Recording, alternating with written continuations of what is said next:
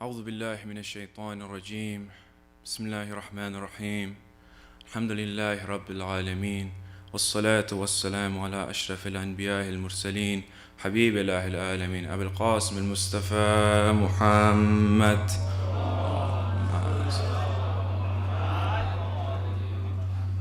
وعلى أهل بيته الطيبين الطاهرين المعصومين. Assalamu alaikum, dear brothers and sisters. In our own lives, we see many factors that affect us growing up, from when we are just a child, when we are just born, to our very moment, in this very moment of our lives. There are many factors that affect the identity that we create and our own behaviors. And when we look into these factors and we address these factors to make them the best possible ones, it helps us in our own identity to create who we are. From the very moment that you're born, they affect you and you learn from them till the very moment right now. And when we see a lot of people that are originally good, they turn into evil people, or they learn from these. But when we look into it and we identify, there are some factors that affect them, that have caused them to go astray, that caused them to go away from the path of the Ahlul Bayt. And tonight, I want to evaluate these factors and discuss them a bit more thoroughly so that we can understand from it and we can try to change ourselves through these factors. And those who are parents can change those for their children, because as they grow up, they are affected by these. So there are 4 in total, and the first one I want to discuss is, of course, the parents themselves. For when a child is just born, they are born into a state of fitrah. They are born in a state where they are pure, and they are aware of God. They are spiritually pure. And it's the jobs of the parents, it's the responsibility of these parents to develop their spirituality as they grow up, and to teach them their behaviors and all of these habits of theirs. For it is the mother who is the heart of the Muslim household, and she is the one that teaches the child at a young age the halals and the harams. And it's the father's responsibility also to take their children to madrasa, to take them and to teach them what kind of people that they have to be. For verily in the Quran we have an ayah which says, "Your parents and your children, you know not which one of them are nearest to you in benefit." For those children, they benefit from their parents. And yet we can also see that the parents, they benefit from their own children. How we can ask ourselves, how is it that those parents affect them? And we have a hadith from Imam Sajjad. He says, "And the right of your child is that you should know that he is from you, and he will be ascribed to you in this world, due to both his good deeds and his evil deeds." So his own deeds of our own children, they come back to us. We are not absolved of what they do, for it is us that teach them their actions. And you are responsible for what has been entrusted to you in teaching him good conduct, and guiding him towards his Lord, and helping him to obey him on your behalf and for himself. Then you will be rewarded for doing so, and you will be punished. So we get whatever our own children do as a result of our own actions. When they grow up, they learn from us, and if they do a good deed, it reflects back on us. And if they do an evil deed or bad deed, it will end up affecting us ourselves. So let's use an example here. Many times, unfortunately, we see many parents, they tell their children that they should pray namaz on time. So they tell them that they should pray, and they keep on telling them. And now the time of Adhan is called, and the child, he is ready to go pray. But now he looks towards his own father, and he sees his father has not prayed yet. And he sees his father is sleeping, and he's off to his worldly things. And it sees the time of namaz has passed. It has become qadha. And the father prays. So now the child is very conflicted in what he sees. لِمَا تَقُولُونَ مَا لَا تَفْعَلُونَ. Why do you say something that you do not do? And these words and the actions, they conflict with each other. And as we say in English, actions, they speak louder than words. They learn from those actions of their parents, and they become more like them. For verily we see that the actions, they are very, very loud. And those traits that the parents have, usually we can see those in their own children. So this is the first factor that we need to watch the parents, how we act as parents to our own children. Now, the second factor that we should discuss is the factor of the teachers. For verily, as they grow up from a young age, they go to a time when they're going to school. And many of their awake hours, they are spent in the classroom.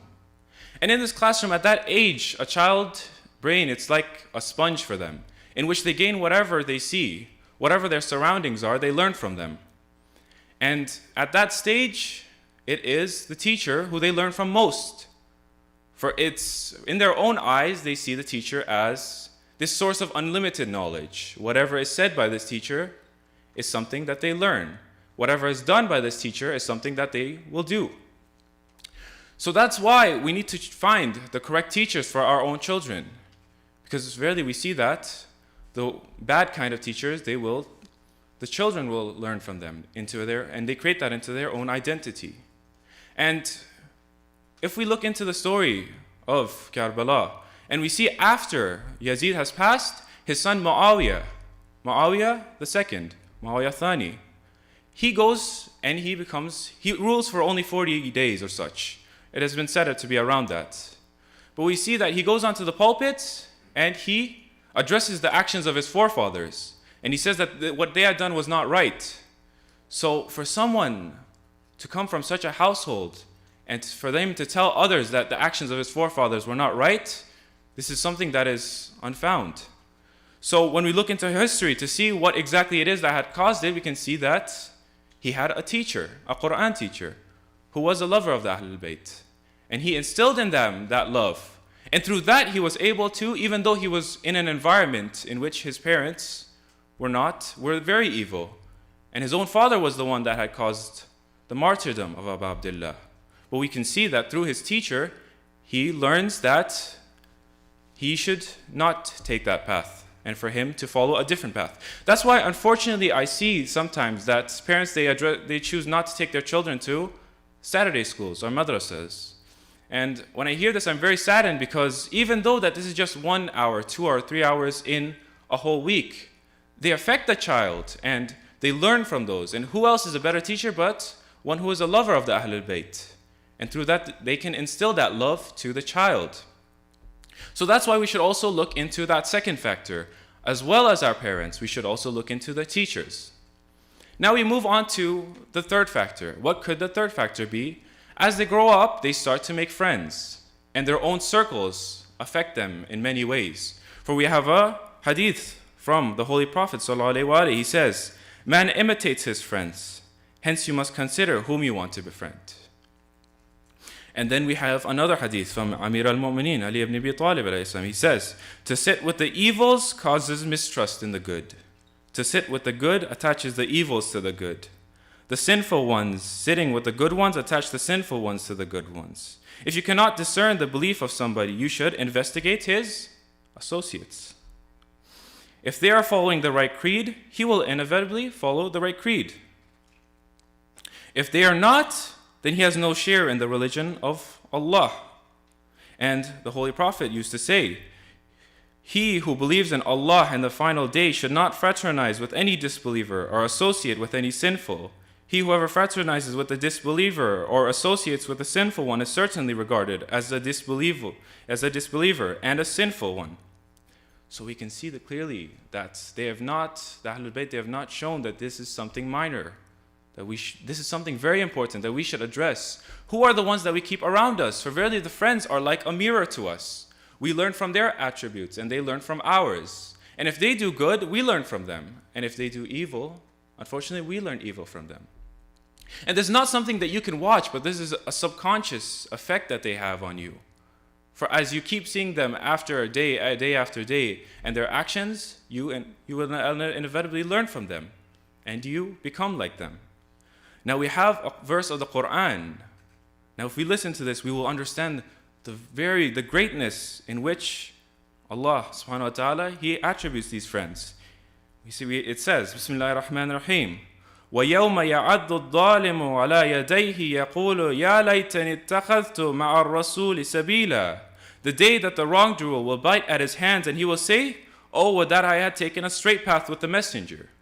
Now this is the next verse, is very important. Listen to this. He says, يا ويلتا ليتني لم أتخذ فلانا خليلا. He says, oh, woe is me. ليتني, would that I have ever taken such one as a friend. For really that friend has caused him to enter hell. لقد أضلني عن الذكر بعد إذ جاءني وكان الشيطان للإنسان خذولا. He did lead me astray from the message after it had come to me. Ah, the evil one is but a traitor to man. So it is that friend that has caused this person, one that is on the path of Ahlul Bayt, one that is on the path of Allah, to become astray. So this is the importance that the friends are for one's character. And I want to use a practical scenario now. Let's say you have two groups of friends. Let's call them Group A and Group B. So among Group A, you go and you spend a day with them. And you see that the time of Dhuhr comes and the adhan is playing. And when you get up to pray, they look at you and they wonder, what are you doing praying? This is useless. And this is something that is said. Many of us have felt that in our own lives. Those who are not Muslim, they might say, you're wasting your time praying. What are you doing? Let's watch this movie. Let's play this game. Why are you leaving us? And one becomes ashamed, li'udhu billah, of praying namaz in front of these people. So this is a group of friends that some people, unfortunately, they might hang around. And of course this affects them and their subconscious. It builds onto their own identity, that they become more shameful when they pray in front of this group. Now let's turn to friend group B. And in this friend group, we see that they're in a gathering and the call for adhan plays. And this is adhan dhuhr. They get up and they do wudu. And then they go and they pray. And they pray in jama'ah, they pray together. So they gain even more sawab from that. That friend, when he sees in that friend group that he goes and he prays on time and he gains the sawab from it, does he not learn to enjoy prayers even more? Of course he does, as that's the group of friends that affect him. As I said before, they are like a mirror to you. That which they do, then you will learn from them. And that which you do, they learn from that. So we need to watch who we keep as our own friends. And those who are parents need to watch who their children's friend groups are. And this is also another point when I bring it back to the madrasa. Who else can we find but good friends at the madrasas that we come to? And if it's only a few hours, they learn to make everlasting friendships with those who are lovers of the Ahlul Bayt. For those who are also believers, then they learn from them and they learn from those habits. So this is the third factor that affects our own identity. Our parents, our teachers, and our own friends. Now one must wonder, what is the fourth factor? And what is the factor that also affects us after those that are around us? We see that the fourth factor that is also important is the media. That which we see around us. What do I mean by the media? That which we read, that which we listen, that which we watch. All of this is the media. Whatever you have on your phone is the media. At a young age, when one does not learn about their own critical thinking skills, and they don't learn that ability to reason, and when they don't learn it, whatever they see, whatever that comes to them, they accept it as truth. And unfortunately, as they grow up, some don't develop that ability to critical think, to understand that something might not be correct. And as we see, unfortunately, among some people, it becomes a cycle of garbage in, garbage out. What do I mean by this? So they take whatever media or whatever they hear, and they don't choose if this is correct or not, and they might say it to someone else, and they might cause others to learn something that is incorrect, because they themselves have not learned that idea that, oh, this might not be something that is correct. And verily we see in our own social media, it's not that this is all bad, but we can find the good among this, and we can find the bad among this. As we see, unfortunately, many of the youth, they cause themselves, these social media, they cause themselves to be depressed as a result of this. We see this, unfortunately, among many of the youth, maybe some of our own friends. They live this life on Instagram and these other social medias in which they learn, where they look at other people's lives. Those lives that they may not even be real. And they feel that they are hopeless among their own lives, that they don't have something like that.